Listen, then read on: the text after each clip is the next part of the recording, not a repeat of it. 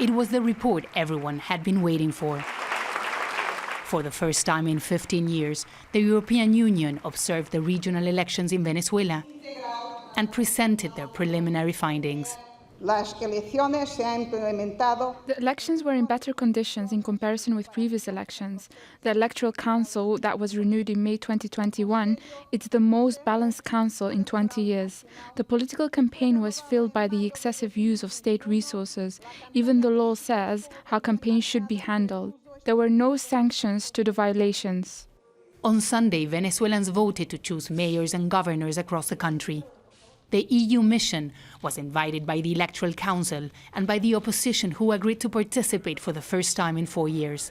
The report by the European Union observers is for many a first step towards dialogue and future elections in this country. But the report also indicates that even though the elections happened with efficiency, the whole process was affected by lack of independence in the judiciary and also lack of respect for the rule of law, something that affected the equality and transparency of the process. The government says the elections were an example of democracy.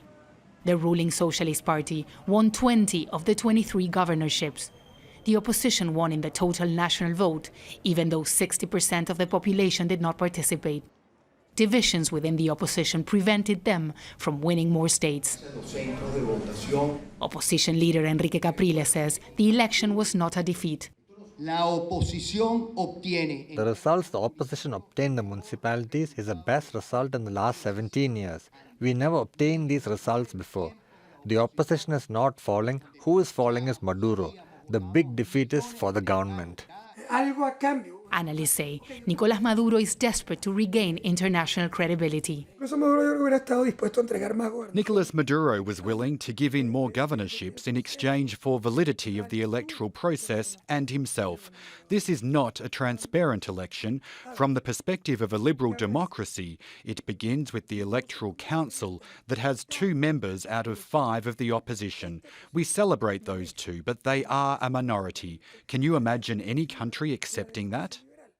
Venezuela is trying to recover from an economic crisis, but sanctions from the United States and the European Union complicate the government plans. Protests and sanctions have not been able to force Maduro out of office, which is why the opposition is back in the polls. TERESA, Al Jazeera, Caracas.